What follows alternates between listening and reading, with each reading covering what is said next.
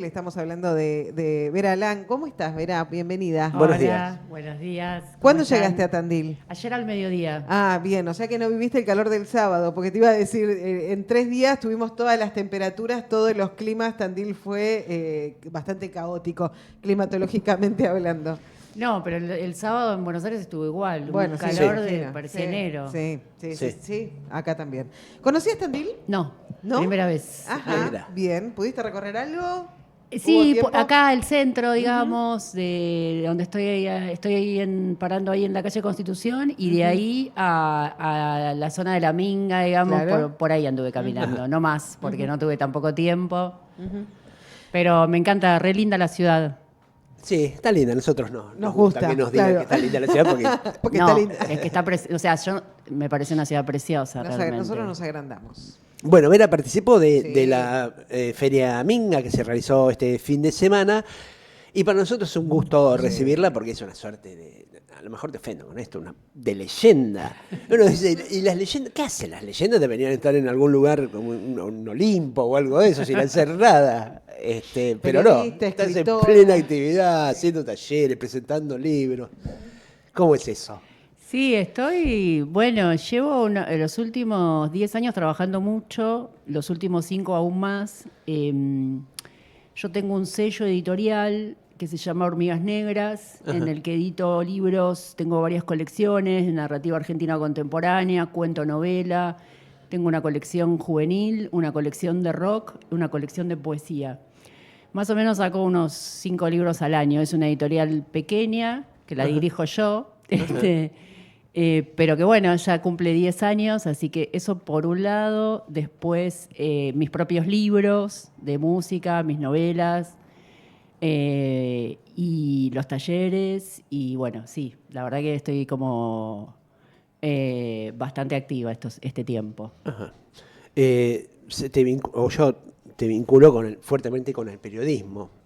Claro, lo que pasa viste, es que tengo, o sea, por supuesto, digamos, toda mi actividad de los 90 fundamentalmente es de periodismo y en los libros también, porque bueno, yo tengo varios libros que son biografías, ¿no? O sea, la biografía de Fito Páez que hicimos a mediados de los 90 con Fito y con Sims, que Sí. es mi primer libro.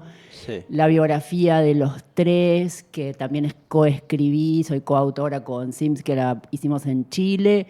Y después Sí. la biografía de Estelares, que esa la hice sola, que es del año 2021, es bastante más acá en el tiempo, son todos libros periodísticos. Pero después tengo mi otra vertiente, que son las novelas, los cuentos. La literatura, Sí, claro. por llamarlo de alguna manera. ¿Y por qué, no sé si esto es así, encaraste por el lado de la música? ¿Qué había en la música, estamos hablando de los 80, 90, que te parecía interesante? ¿Qué se estaba gestando ahí? Sí, vos sabés que yo siempre tuve la sensación, en un momento me di cuenta de que yo hacía periodismo musical casi como algo espontáneo, o sea, la música, el rock siempre estuvo tan presente en mi vida y en mi escritura que no me lo planteé, no es que dije, uy, voy a hacer periodismo musical. De pronto Estabas ahí entendí que siempre lo había hecho casi sin pensarlo, ¿no? Como algo muy natural, como una especie de extensión de mi existencia. ¿Venía desde casa eso? ¿Venía desde chica, desde crianza?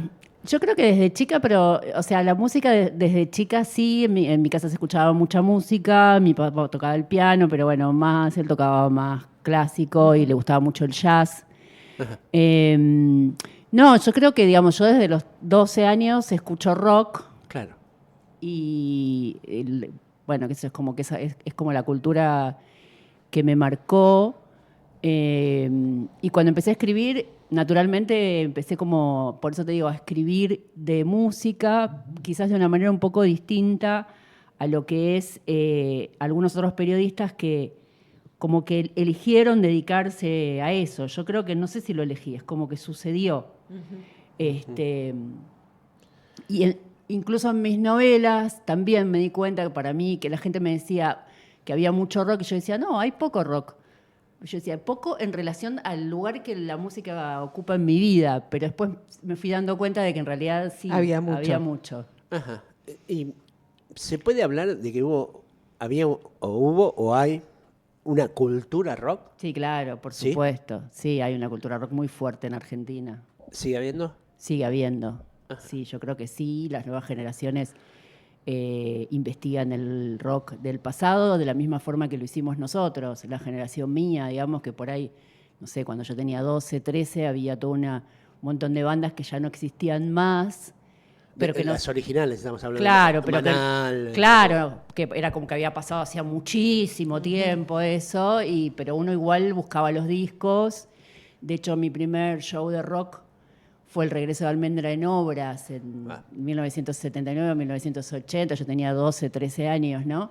Entonces, nosotros buscábamos conocer la música anterior, la que se había producido cuando éramos niñas o niños o no habíamos nacido. Y después llegó como, bueno, todo el boom nuevo. Del 82. Claro, Democracia y apertura. digamos, a mí me agarran bien porque tengo 16 años.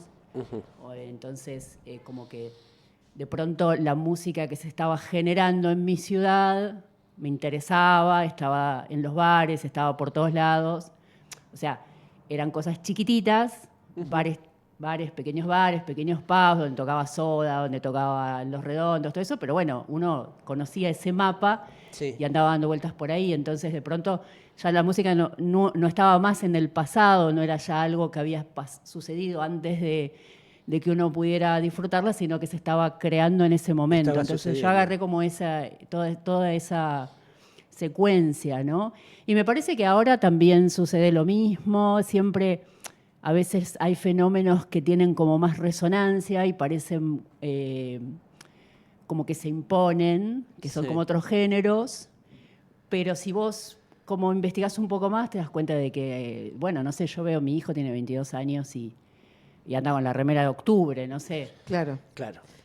Se ha dado algo muy, muy especial. Me parece que hubo como un impasse ahí donde, bueno, no sabíamos bien qué música escuchar, o por ahí con el reggaetón, que por ahí las letras no tenían cero poesía, digamos, bastante burdo todo.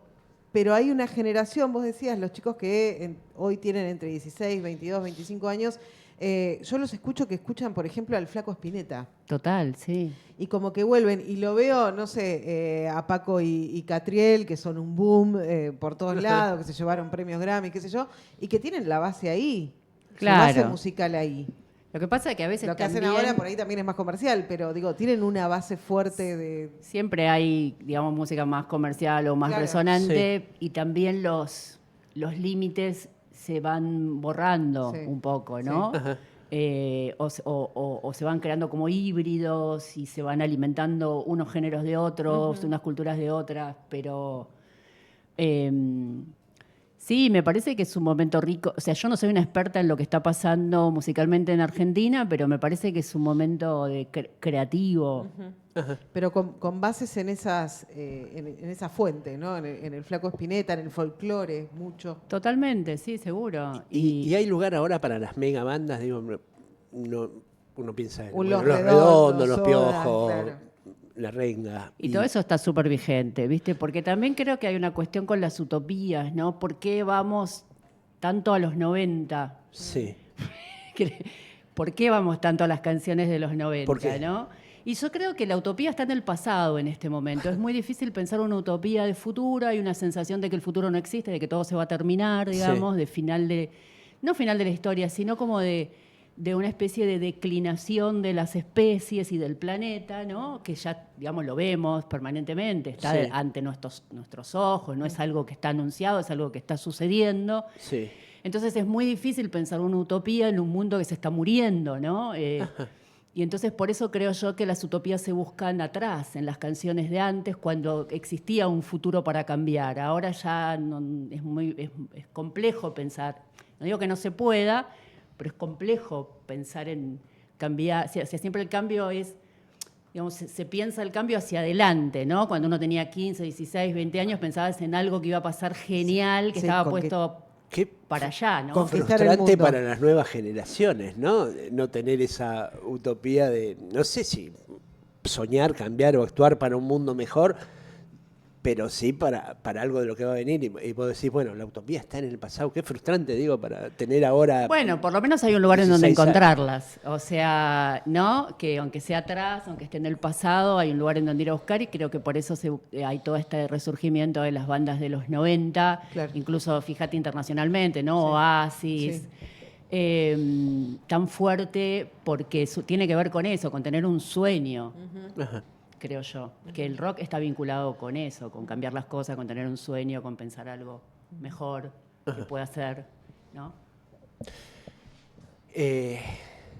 ¿Cómo analizás el periodismo ahora? Lo tuyo estuvo muy vinculado al periodismo. Hubo una época que estaba muy vinculado con la cultura. Hoy parece difícil de encontrarlo, salvo algunos nichos o algunas publicaciones, sobre todo alternativas que tienen que ver con eso. ¿Cómo es el periodismo hoy, el que se consume a diario, cotidianamente, sin necesidad de andar buscando, investigando, bueno, esto me quedo con este que es casi un producto gourmet? ¿Cómo lo ves en general? Y está difícil, ¿viste? Creo que hay un cambio que es vinculado a la tecnología, del cual, bueno, todos nos estamos adaptando. Es decir, como consumidores, el cambio tecnológico es fácil, porque vos tenés todo acá, en el teléfono. Sí. Entonces, como consumidor de cultura, el cambio tecnológico te favorece. O sea, antes tenías que buscar los discos, encontrar las revistas, no sé qué, y ahora tenés como todo a mano. Entonces, en ese sentido, como consumidor, es más democrático, digamos. Sí. Es más accesible, todo el mundo puede, o casi, digamos, simplemente con tener un teléfono y tener una red, puedes acceder a todo. Me parece que está más difícil para los que generan cultura la transformación actual. Digamos, cómo nos vamos adaptando a que esto sea un trabajo. Claro, y poder sobrevivir. Siga siendo un trabajo. Sí, claro. Sí. Vivir de ese trabajo, claro. ¿No? Que creo que en ese sentido era más claro antes, cuando vos estabas dentro de una revista, claro, tenías ciertos derechos laborales, en fin. Ahora eso ya no está. Y es más complejo, hay más formas y me parece que está como muy en movimiento, no es algo estable, digamos. El emprendedurismo... Claro, estamos todos como viendo cómo es y cómo lo hacemos y bueno, yo en el caso mío yo me volqué a los libros, que fue como algo un poco estratégico también, creo, porque ya hacer periodismo en revistas se volvió un poco inútil. Entonces, bueno, yo encontré como la cuestión esta de los libros que es más cómodo para mí, ¿viste? Porque puedo pensar materiales que sean perdurables, que es algo que siempre me gustó. Y los libros, bueno, tienen otra vida. O sea, vos una vez que sacás el libro, obviamente que siempre está la novedad, pero bueno, el libro hace un camino, digamos, está pensado como objeto que hace un camino que perdura a través del tiempo. Es efímero como puede ser una nota en una revista. Claro, y aparte, bueno, qué sé yo, los sellos independientes, digamos, las editoriales independientes en el siglo XXI en Argentina tienen un espacio, un desarrollo, una existencia, un circuito.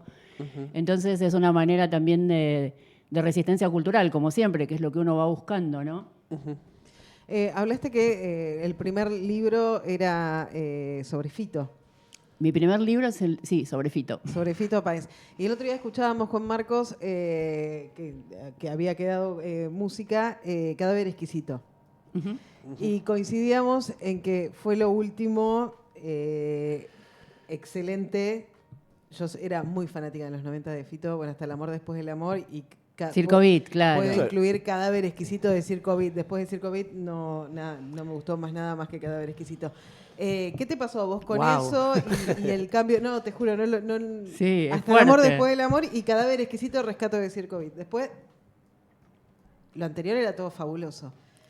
¿Cómo te llevas vos también con eso de los artistas, bueno, por ahí estos cambios tan bruscos? Porque son dos discos totalmente distintos, ¿no?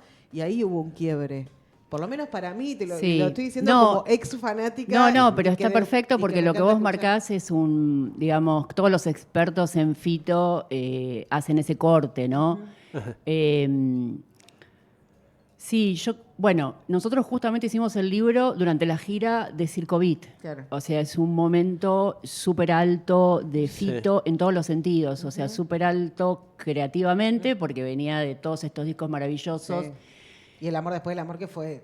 Claro, y los anteriores y el propio Circo Beat, que para mí es un gran disco. El disco en sí, todo el disco me parece un muy buen disco, a diferencia por ahí de esto que te pasa a vos. Claro. Entonces era un momento muy genial de Fito, muy, muy arriba, muy lúcido, muy joven también. Sí. Él tenía en ese momento 32 años, yo Claro. tenía 28, todos éramos muy jóvenes. Hasta Sims era joven. Claro. Claro. Así que sí, es como tengo todo un recuerdo muy encantador de esa época, ¿viste? De lo que fue, más allá de que todos los trabajos tienen sus conflictos y Claro. los humanos siempre Sí. estamos en conflicto.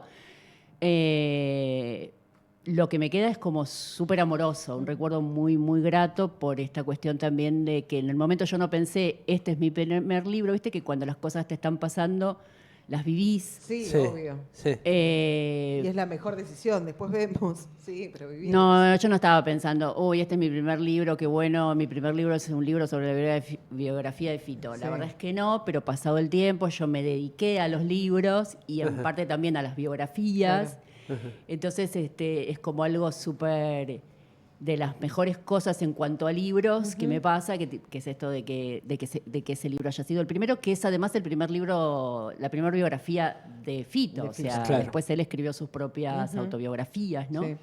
Entonces está lleno de cosas icónicas, digamos, eso. Y después con respecto a esto que vos decís de la discografía de él, sí, yo creo que los discos de él son, digamos, que marcaron a las personas muy fuerte, son hasta ahí, hasta de Circo Beat para atrás, digamos. Sí. Creo que de Circo Beat para adelante hay canciones que están muy buenas, Sí.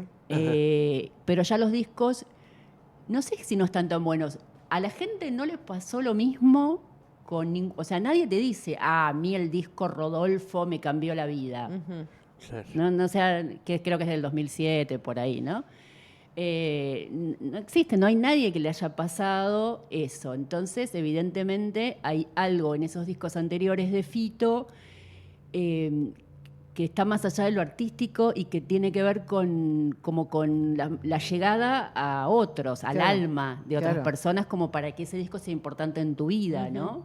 Sí. ¿Se puede hablar de una generalidad en esto? Digo, Fito representa en un sentido a otros.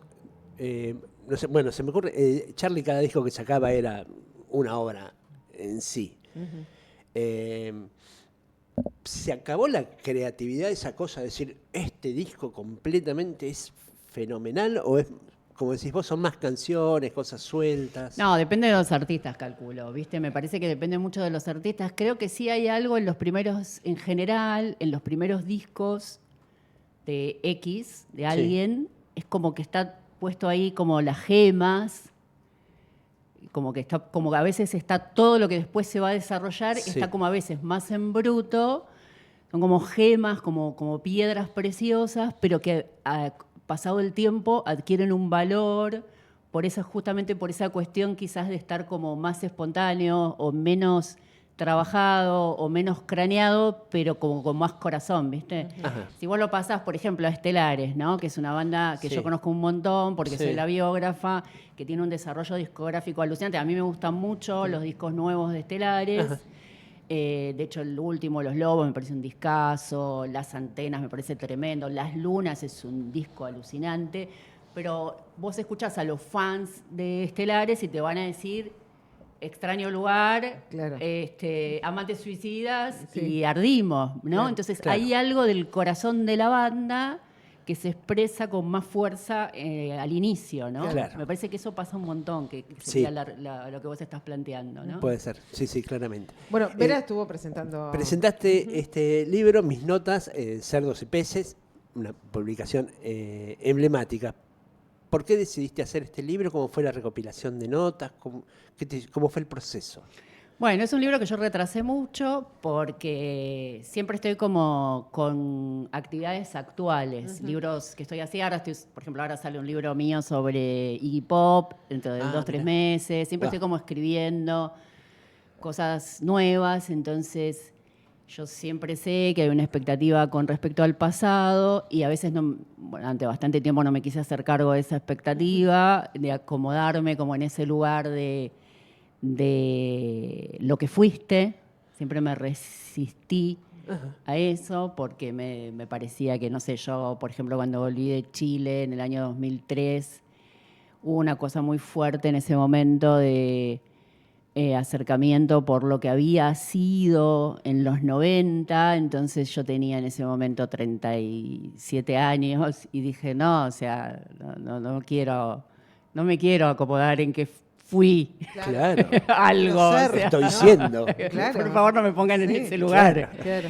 Entonces me enojaba, viste que a veces uno no sabe cómo resolver las cosas y las resuelve Entonces un se poco con enoja. el enojo, Enojándose, claro. claro, sí, está bien. Entonces me enojaba con esa cuestión y no quería saber más nada con todo lo del pasado. Bueno, ahora ya pasaron muchos años, ya no me siento tan joven tampoco, sí me siento joven, pero no tanto como me sentía a los 37.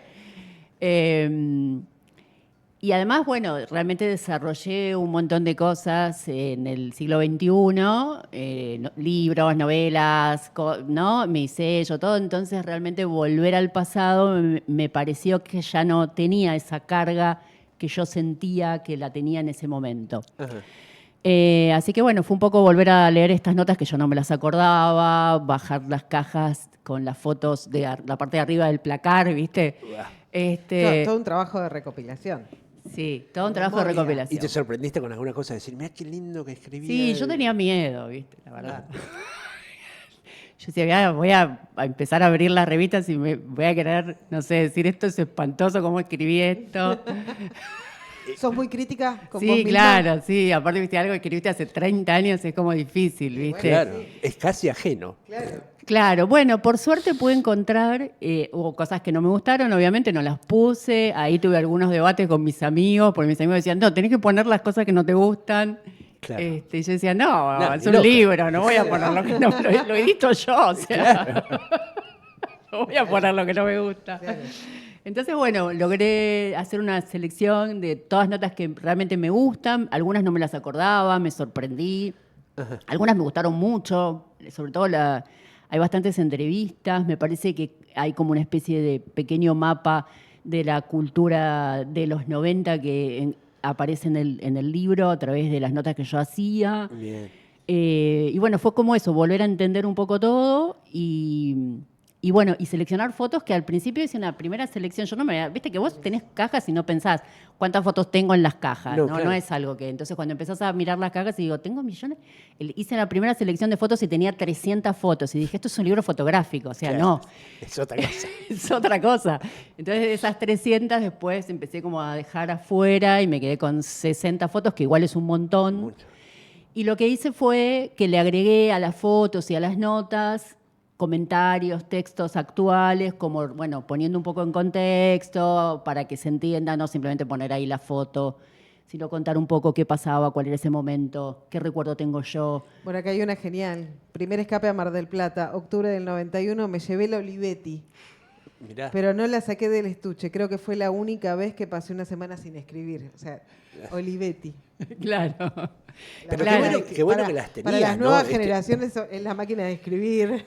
Olivetti. Este archivo, qué bueno que lo tenías, que tenías las fotos, que tenías los Todo textos, que guardado. no te habías desprendido de eso. Por suerte, viste que uno pierde cosas, Sí. muchas, pero Sí. bueno, se ve que las fotos las guardé, me interesó guardarlas, algunas debo haber perdido, pero Claro. bueno, quedó bastante, no me puedo quejar, la verdad que guardé bastante. Ajá. Y después me sirvió también, viste, AIRA, el archivo histórico de revistas argentinas, Ahí encontraste cosas también. y ahí encontré revistas, viste, que yo no las tengo. O sea, yo tenía algunas revistas de los 90, pero... Y lo que no pude... Así que con Aira me apoyé bastante ahí bajándome material. Mirá qué bueno. Y lo que no pude incluir nada es de la etapa de The Clinic, que es una revista chilena que... bueno, que nada, las notas no las tengo, no encontré el archivo, no, eso quedó para algún otro momento. Ajá. Fabuloso. Nos decías fuera de aire que estás haciendo talleres, supongo literarios y también algo periodístico vas a comenzar. Sí. ¿Qué encontrás en tus alumnos, en la gente que se anota en un taller? ¿Cuál es la demanda? ¿Qué van a buscar ahí? Bueno, en los talleres literarios es una búsqueda, hay dos cosas, ¿viste? Hay una cuestión de grupo que se da muy fuerte en los talleres literarios. Yo creo y confío mucho en lo que es el taller literario, ¿no? Yo estuve 10 años en el taller literario de Juan Forn. Wow. Hasta que Juan partió, o sea, yo nunca me fui, se fue él. Se fue, claro. Qué Hermoso. lindo. Fue una experiencia hermosa. Yo llegué ya formada, digamos, no es que yo entré al taller de él en el año 2011. Claro, Yo ya era ya periodista. tenías. Sí. Trayectoria, publicaciones. Pero de todas maneras, igual escuchar a Juan era fascinante. ¿Eran presenciales? O Presenciales. ¿Ahí en Villa Gesell? No, él viajaba cada 2 semanas a Buenos Aires y lo daba en la casa de su amiga Mercedes. Ajá. Así que, bueno, nos juntábamos ahí. Y en los talleres se da esa cuestión de que te hermana, ¿viste? Que es como ver crecer el libro del otro, Claro. escucharlo, ver cómo se va transformando. Yo creo que el trabajo de taller tiene mucho que ver, y esto en realidad me lo enseñó Juan, que era una de las cosas que él planteaba, y yo le incorporé muy fuerte. Uno aprende escuchando el libro del otro y viendo qué es lo que ese libro necesita en función de lo que esa persona quiere desarrollar, no de lo que yo quiero hacer, ¿no? Entonces, poder dar esa vuelta es como una cuestión mental interesante, ¿no? Y bueno, me parece que los talleres tienen mucho que ver con esto, con también corroborar cuando lees algo que entienden los otros, ¿no? O sea, lo grupal es muy fuerte. Lo grupal es muy fuerte y el tema de poder escuchar los textos o que otros escuchen tu texto. Me parece que ahí radica como lo fundamental. No es como algo teórico, ¿viste? Sino que tiene mucho que ver con la acción de La la práctica en lectura. sí, claro. Sí, totalmente. Después el taller de periodismo es otra cosa totalmente distinta, ¿no? Claro, a ver, ahí. No, bueno, porque en el taller de periodismo vos explicás cómo se hace una nota, si la nota está bien o no. O sea, obviamente que en un taller literario también trabajás eso, las voces literarias, ¿no? No es tan riguroso como Es distinto, claro, es distinto. Me parece que son cosas diferentes, pero bueno, a mí me copa dar taller, me gusta un montón, ¿viste? Ahora te decía, tengo los lunes presencial, los martes tengo el que es virtual, y los miércoles o jueves voy a tener uno de periodismo y los viernes tengo otro. Así que sí, estoy dando taller casi todos los días de mi vida. ¿Y aprendés ahí en los talleres? Aprendo, sí, aprendo completamente. Sí, me doy cuenta de que voy como perfeccionando cositas, ¿viste? Y también, bueno, ahora, por ejemplo, con mis alumnos de los lunes, les propuse hace 2 meses hacer un libro. Les di una consigna de cuento y bueno, voy a sacar un libro con los cuentos de ellos, así que es súper mirá. divertido porque me di cuenta de que a veces ellos estaban dando por terminado un cuento que no está terminado, o porque le falta corrección, o porque le falta revisión, y en el proceso de edición te vas dando cuenta. Claro. Y entonces me parece que aprendieron más en el proceso de edición o sea, como que aprendieron algo que si no es muy difícil de entender, ¿viste? Que cuando lo practicás resulta. Así que bueno, y de paso vamos a sacar un libro ahí que va a ser divertido, lo vamos a presentar, somos una banda, somos como 20 personas. Ah, mirá. ¿Edades? Edades. Digo, la gente joven se acerca los chicos jóvenes. No. Yo, Hay a una ver, generación. 30 para arriba. Sí. O sea, 30 no sé si califica como joven, porque yo cuando me decís joven pienso en gente de 20 Claro, o no, algo yo así. también, pero bueno, 30 también es joven. Ok, sí, no, yo tengo alumnos de 30 para arriba. Claro. 30, 40, más que nada, 50. Claro. Porque estoy viendo acá fiestas en cemento. Y fíjate Mira. que hay un grupo de gente leyendo. Y dice, por esa cuestión de querer dar un poco más, se me ocurrió que con la entrada a la fiesta de Cerdos y Peces se accediera a un número anterior de la revista. Repartí los ejemplares y le pedí al fotógrafo que captara a los chicos leyendo en el intervalo entre una banda y la siguiente. Es fabulosa Sí. la imagen de los pibes leyendo las revistas. O sea, Sí. los pibes leyendo, que hoy es un montón. Sí, yo siempre tuve esa cosa medio didáctica, Es ¿viste? genial.